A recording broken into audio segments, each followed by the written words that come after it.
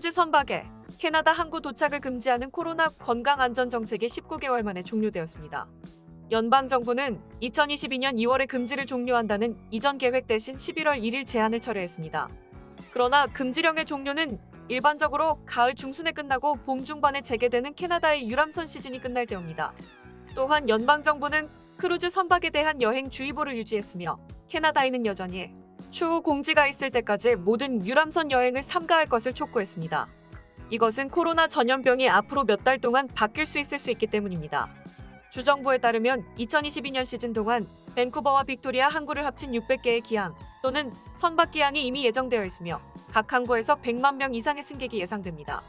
주정부는 성명에서 크루즈 승객들이 비시주로 안전하게 돌아올 수 있도록 하기 위해 크루즈 선박재가동위원회를 구성했다고 밝혔습니다.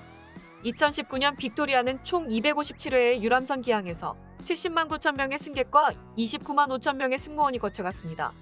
2019년 밴쿠버에서 약 35만 번의 호텔 숙박이 유람선 운항으로 인한 것입니다.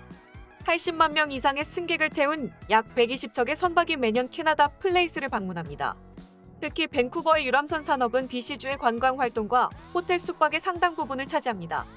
캐나다 플레이스를 방문하는 각 선박은 소매점, 레스토랑, 관광명소, 호텔에 대한 승객의 지출에서부터 음식과 물품을 보충하기 위한 유람선 지출에 이르기까지 지역 경제 활동에서 약 300만 달러를 창출합니다.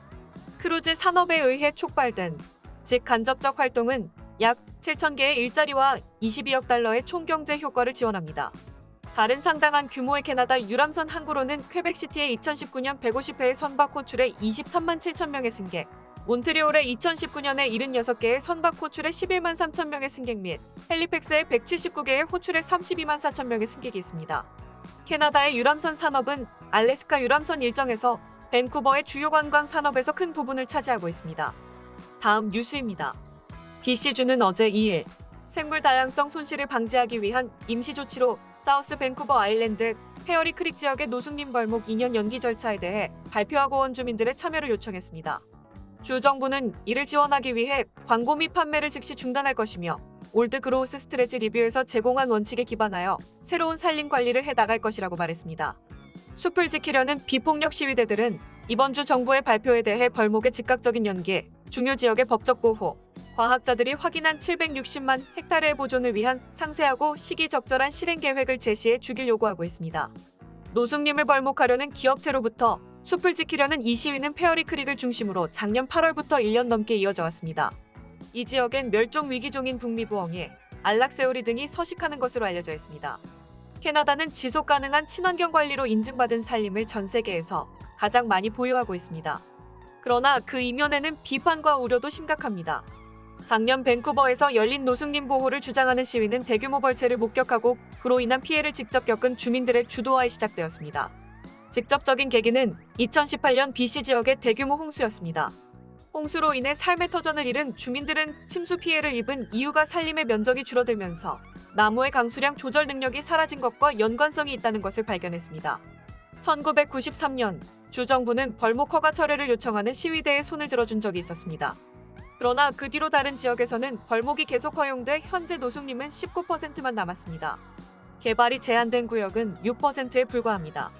현재도 벌목은 급속도로 진행되고 있습니다.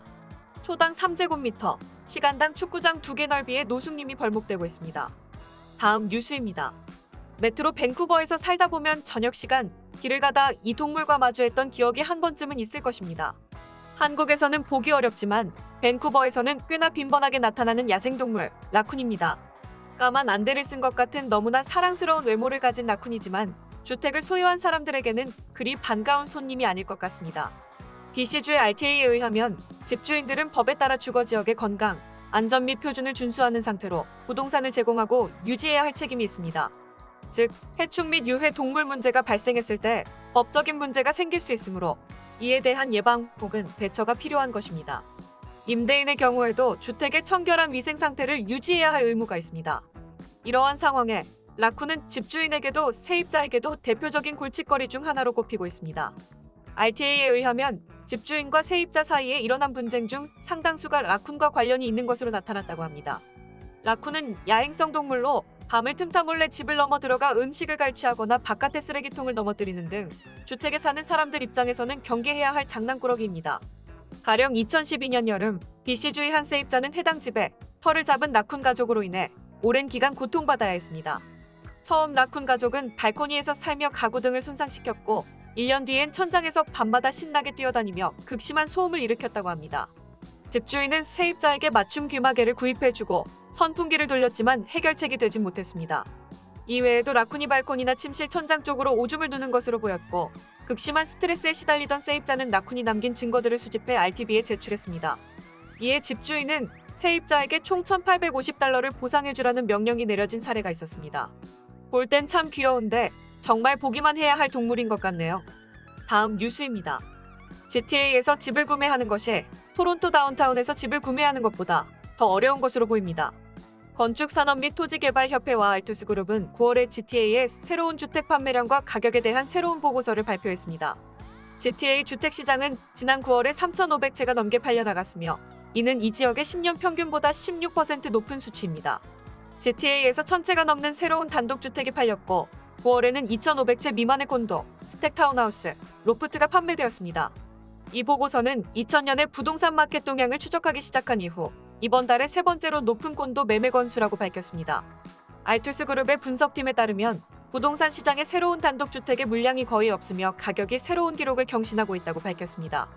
대조적으로 많은 새로운 콘도 프로젝트가 열리고 있으며 수요가 많다는 것은 상대적으로 빠르게 구매되고 있음을 의미합니다. 신규 단독주택의 기준 가격은 9월 최고 157만 3,764달러까지 오른 9월에 기록을 깼으며 보고된 가격 포인트는 지난 12개월 동안 33.5% 급등한 것입니다. GTA의 새 콘도는 같은 기간 동안 2% 상승했으며 기준 가격은 103만 6,381달러였습니다. 최근 토론토는 북미에서 가장 살기 좋은 도시 중 하나로 선정되었으며 토론토에서 처음으로 주택을 구입한 사람들의 계약금에 대해 부모님께 도움을 요청하는 사람들이 25%에 가까운 것으로 나타났습니다. 다음 뉴스입니다. 워크모션의 최근 조사에서 토론토가 재택근무자에게 최적화된 도시 10위 안에 이름을 올렸습니다. 워크모션은 재택근무자에게 가장 적합한 도시를 연구하는 글로벌 고용 기업입니다. 이번 연구에서는 재택근무자들이 각 도시를 선택하는 요인들을 조사하였으며 해당 결과에 따라 순위가 매겨졌는데요. 재택근무자들은 지역 고용법뿐만 아니라 각 도시의 문화, 경제성, 세금, LGBTQ와 긍정성, 의료 서비스에 대한 접근성 등 도시를 생활할 때 필요한 일반적인 것들을 얼마나 쉽게 준수할 수 있는지를 고려하고 있는 것으로 밝혀졌습니다. 워크모션은 오피스 근무가 더 이상 기본 선택 사항이 아님에 따라 점점 더 많은 수의 직원들이 원격으로 근무하면서 자신의 라이프 스타일에 가장 적합한 곳으로 이전하거나 해외 기업에서 기회를 찾을 수 있게 되었다고 분석했습니다. 토론토는 80개 도시 중 6위를 차지했습니다. 토론토는 의료 서비스에 대한 접근성 부문에서 두 번째로 높은 평가를 받으며 6위라는 높은 순위에 이름을 올리게 되었습니다. 이번 순위에 이름을 올린 캐나다 도시는 토론토뿐만이 아닌데요. 몬트리올은 도시의 훌륭한 지역 고용법 수준으로 종합 비위를 차지했습니다. 토론토는 행복도 18위, 젠더 부문 16위, LGBTQS 플러스 평등도 순위에서는 30위를 차지했습니다. 토론토는 문화관광 명소 부문에서는 20위에 이름을 올렸으며 생활비를 의미하는 경제성 측면에서는 46위로 가장 낮은 점수를 받았습니다.